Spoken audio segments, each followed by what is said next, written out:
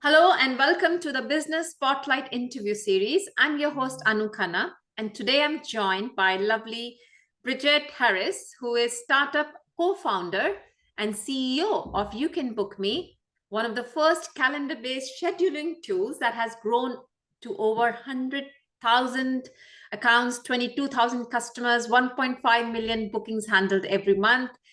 And I was having a sneak preview at Bridget. She was also the special advisor for the UK government, as well as lots of other jobs in politics. So thank you so much for joining us. Bridget, would you like to kick us off with a brief background as to who you are and what you do? Thanks, Anya, and thanks very much, everybody, for tuning in. Yes, as you said, I had a career working in politics in the UK before we embarked on our journey of entrepreneurship, and the two are not unrelated because it's all about people and change and problem solving and systems.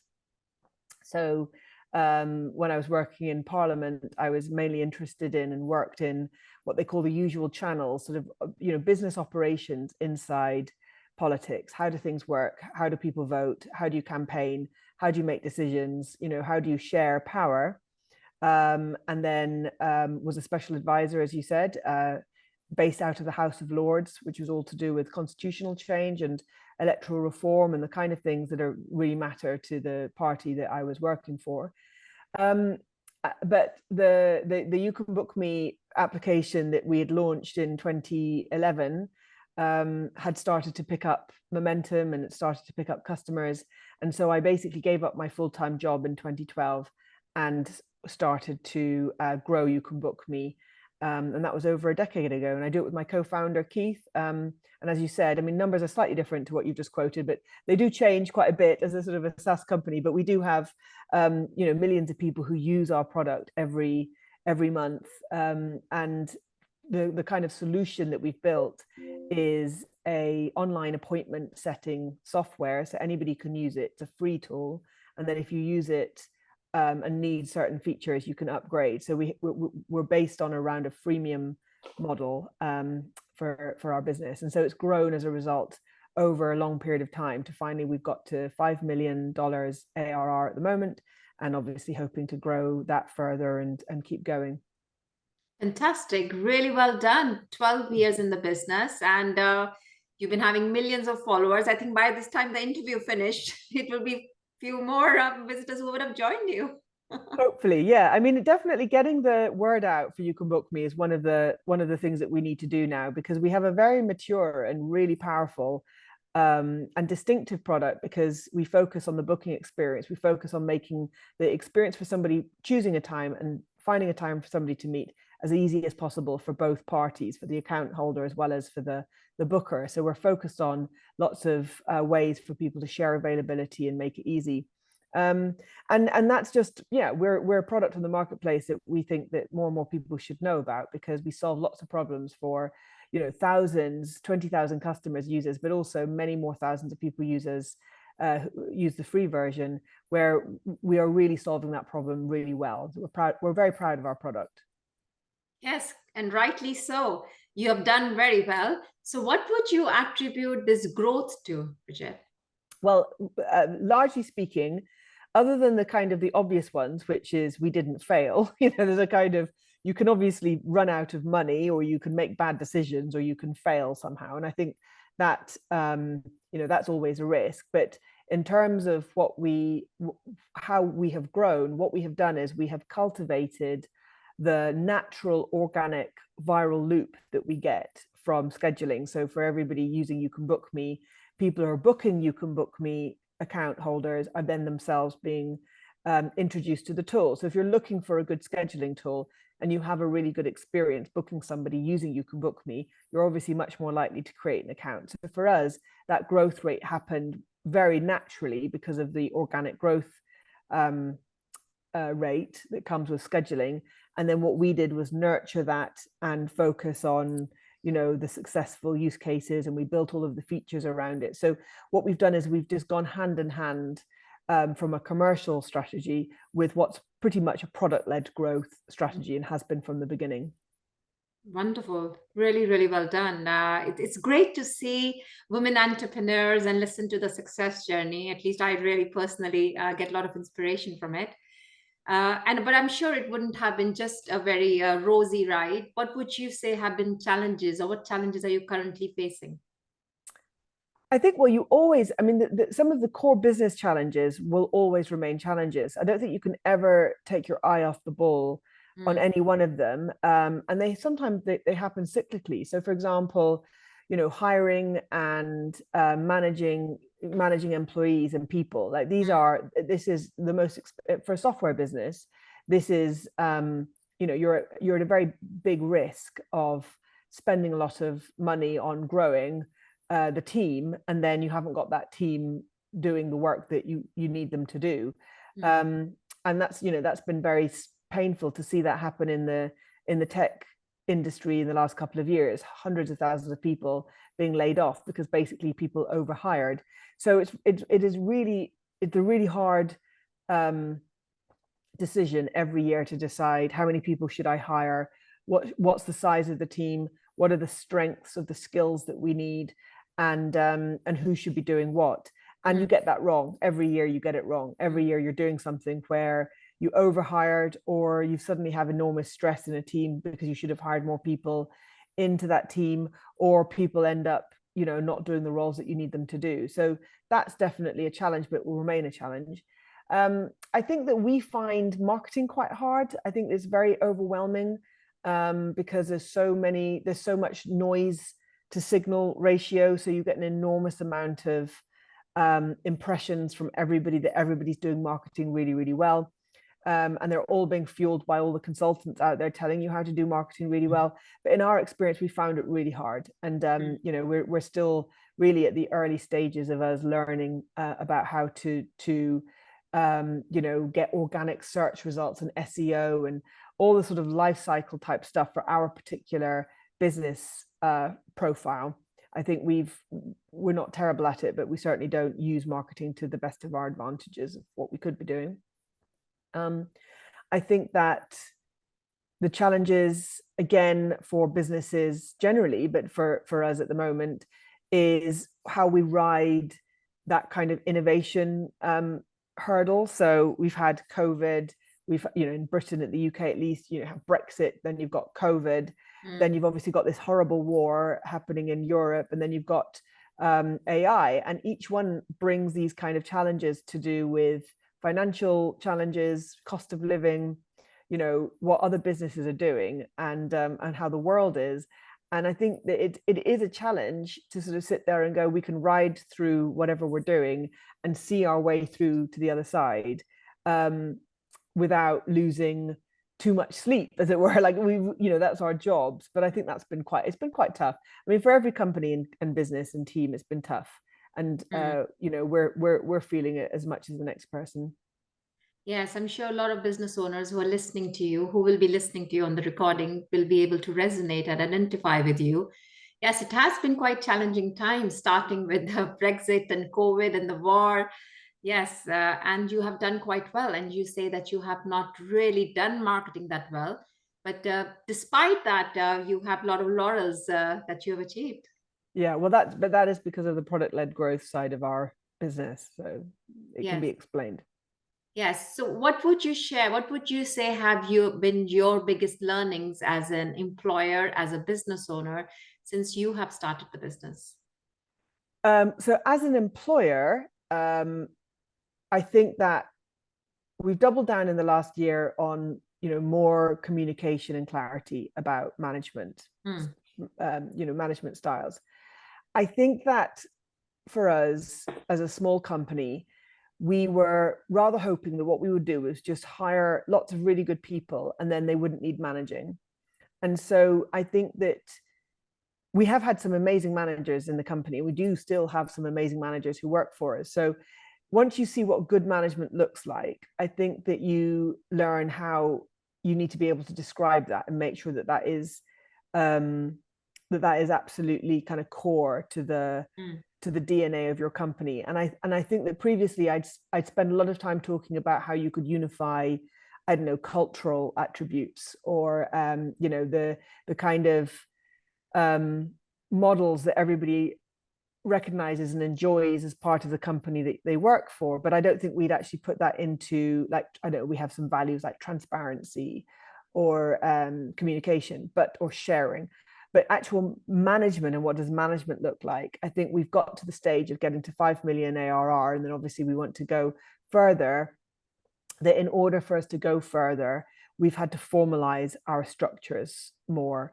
And I think, not that that was a secret to me a few years ago, but I think that I should have prepared better for that a few years ago. I think that, you know, getting to the point where you've got, let's say, 10 people, 10 to 15 people, you can still have a lot of one company meeting. You know, you can have a meeting with the entire company and it doesn't feel like a stretch.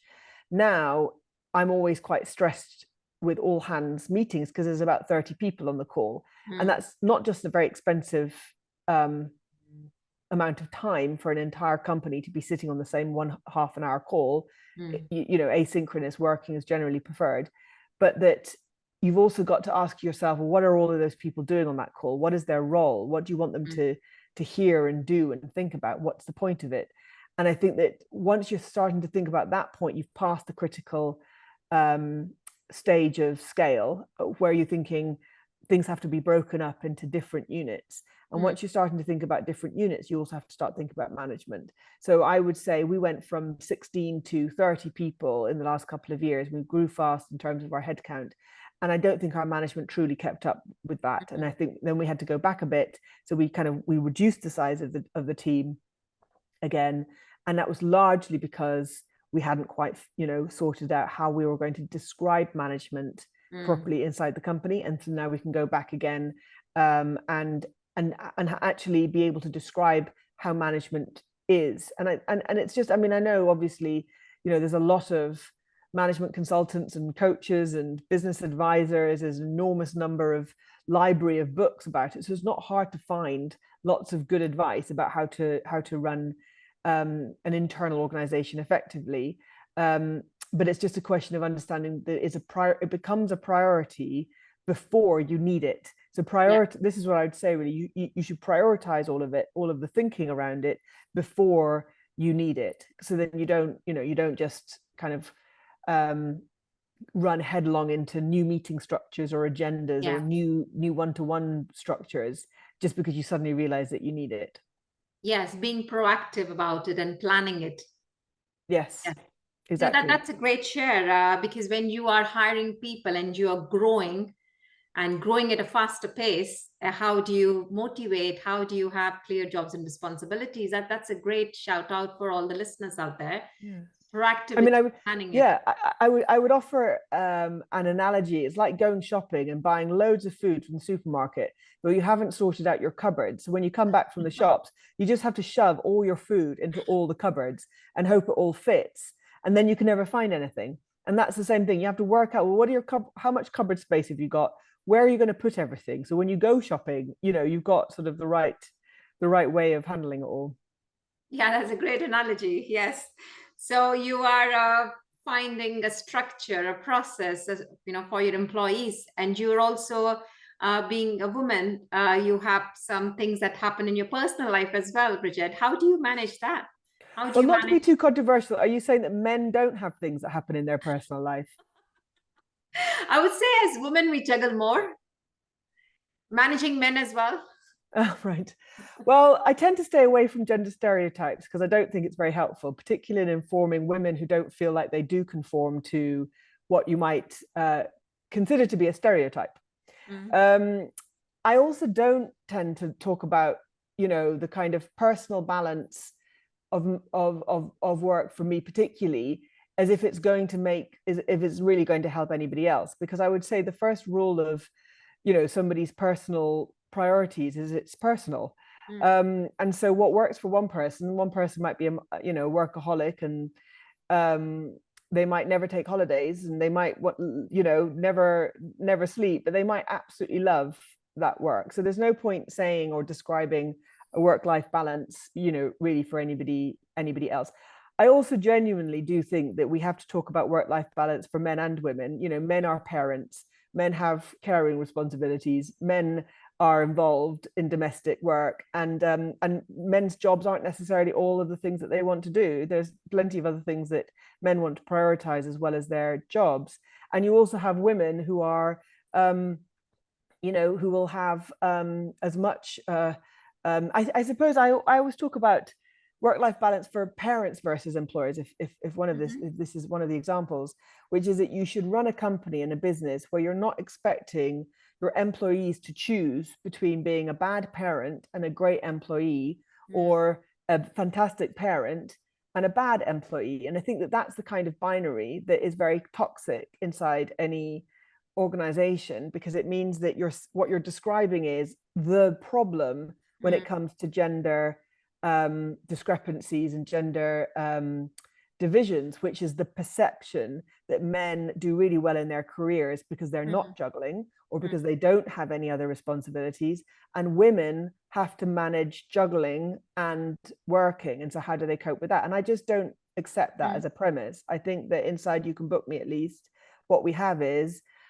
plenty of people doing their jobs. Some people have children, some people don't, some people are men, some people are women, but we're all focused on what we're trying to achieve inside our work.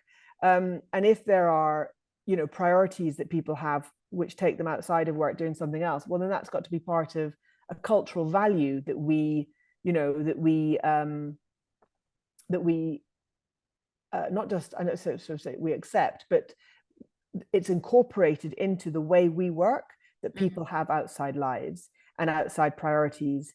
And we don't sit there and say the person who is the last to leave the theoretical office at the end of the day, they're the ones that are going to get promoted because they've put the most hours in, because that's obviously potentially going to cause discrimination against somebody who isn't able to do that.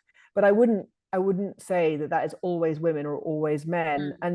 And also, I've just tried to, as a woman in all the various careers I've done, I've just tried to ignore that as the as if somehow I do have a particularly additional burden. I'm sorry to say that. I really like it, because I'm completely aligned with you. because I think that we have to change the way we ask these questions in order for us to send out a different message. I don't think you should send a message to women in order for them to be successful in business. They have to learn how to cope with all of their supposedly domestic responsibilities and duties, and pretend that they don't have them when they go to work, and work full time at a point where they ignore parenting responsibilities. But I would say exactly the same to men as well. I think that would be a pressure on men too. And that the things that are holding women back in the workplace, and I've said this many times, is not that women need to do more, or that I do something particularly special. The thing that holds women back is sexism.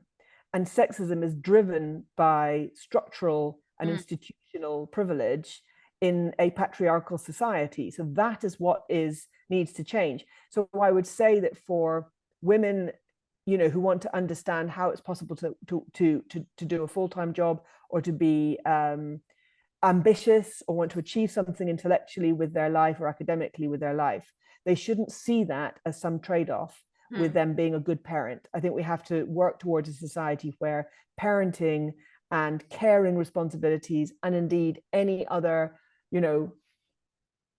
hobby, or not that having children is a hobby, but I don't know, somebody who's got a particular passion, motorsports, and they want to do motorsports at the weekend, that they shouldn't feel like they're not enough committed to work. And it's a really, really interesting question, which I think came up most for people during the pandemic, because everybody suddenly realized that they liked being at home, and they liked having more time to do other things. Particularly they liked being at home because they spent more time with their children. I mean, I think, some people would probably say that they had too much time with their children at home, but when the schools were off. But generally speaking, as a remote company, we've always encouraged, maximizing the time that you spend at home, so that you have structural work-life balance. So I don't have to discuss with my employees, what time they're leaving the office, or whether they need to pick up their kids, or whether there's something going on that they have to do, or that they're being required to do lots of evening work for the company.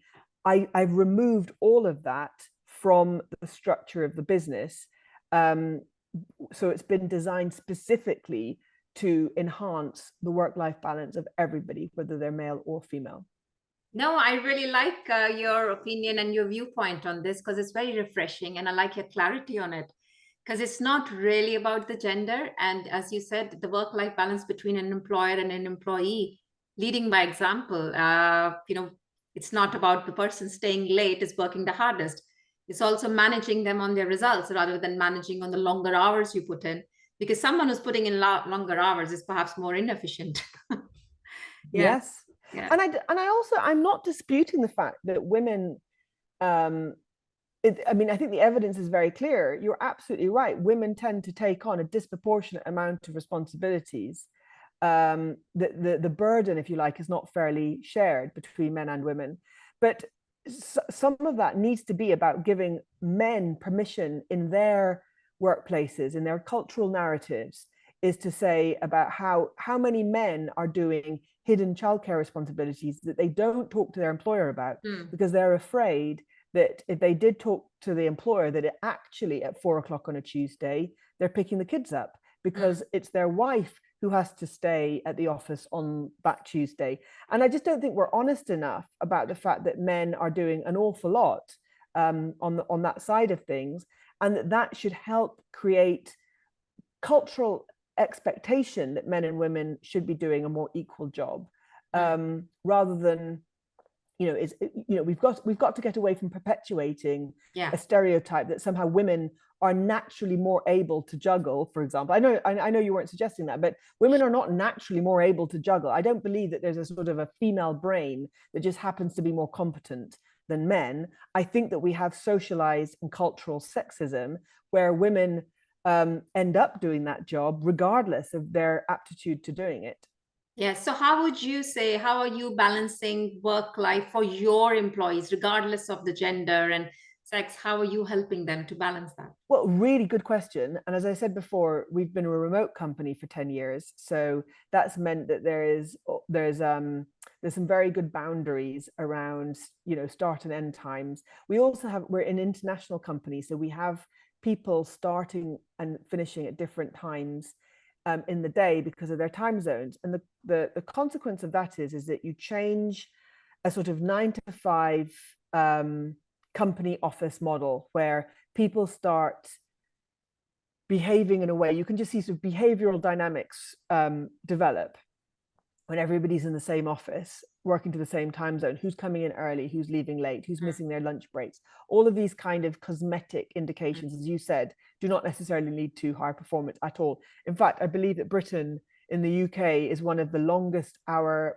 workforce, like the workforce in Britain works the longest hours, but is one of the least productive. I mean, I think there's plenty of evidence that says different working hours and working models produces a higher output. Another alternative for companies who aren't remote, they could consider 4-day weeks, because they're doing the equivalent thing where they're trying to get everybody to focus on productivity for their Monday, Tuesday, Wednesday, Thursday, let's say, and then Friday they kind of accumulate all of that time off on the Friday, and they can be just as productive. I think there's good evidence that shows that.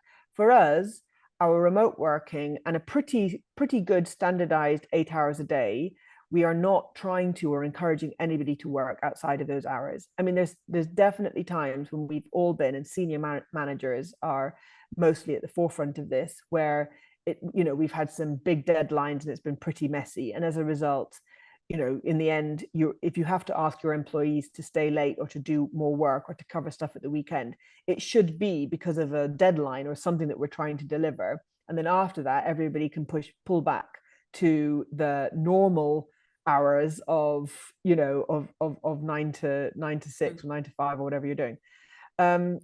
That's something that's, I think, helped a lot. I think that there's a cultural thing. I mean, going back to childcare, there's a cultural thing in valuing and celebrating children, so that bringing children into the workplace. So we celebrate, we've got people whose babies have been born, or somebody's kid's done a sports day and won a medal, and we don't over obsess about it. But if somebody's sharing pictures of their kids and saying, this is what, I'm off this afternoon to go and do such and such, here's a picture of my kid in the the Christmas nativity or something, that is something that's worth celebrating. I think you can do that culturally, so that so people don't have to hide their kids, because that's a bit weird, I think. I think that we try to, and we don't always get it right, but we try to help prioritize mental health. So people who are going through periods where it's harder or difficult, or there's a stressful moment for them to achieve what they want to do. I think that as a kind of a life lesson for all of us as a company, where we try to be an empathetic employer, and so we prioritize that through policies and procedures, through some pretty good and robust HR support, and we have health insurance that includes support for that. So I think that I would like to think that the employees feel supported and safe to say, if they're having a hard time, that it's a company that isn't sitting there going, we need you to be resilient, don't bring us your problems. Where instead we try to be a listening culture, a listening organization. What else? I mean, for example, later on this year in November, we have what we call a quiet week, which this will be the third year we've done it. So the first year we did it was in COVID, and that was after such a sort of a brutal 18 months working through the pandemic. We just took a kind of a mental health break for a week, and we just said, look, it's not holiday, it's not it's not coming off anybody's allocation of time off. It is just a week where the whole company takes a week off, which means that if you're taking a week off, your colleagues aren't building up work for you, for when you come back. So we have what we call a quiet week, which is supposed to be a downtime week. And it's there for people to recognize that as a company, we have to sort of recharge the batteries internally, as well as feel refreshed. And we always come back from a quiet week feeling really refreshed. And then that leads me on to the kind of the final point here, which is that if you're building a business where you're employing people, these things really, really matter, because what you're trying to encourage is motivation, is high performing, motivated employees. So if you don't take care of the basic culture of the company that they work in, then you're not going to get high performing, motivated employees. And as I said, each year you can do better or worse job at it. You can learn and you can get better, and you can drop the ball sometimes. So it's not something that I would say is it's not a set it and forget it kind of thing. We've been going for 12 years, and I think about this all the time, how we are keeping employees happy, motivated, keeping their well-being taken care of, and then how do we give them work to do that's meaningful and worth their time, worth their while. So it comes down to your relationship with other people and how you think about other people. So I don't have just a transactional relationship with people to say, I'm giving you a wage, do what I say. That's a kind of a command and control relationship, and that's not the kind of business You Can Book Me is in. We're not in a business of just getting people to do what we want them to do. We're in a business of selling online scheduling software to people, and the people that work for us need to be all part of that collective endeavor. Yeah, this is really good, Bridget. See, every company has a culture.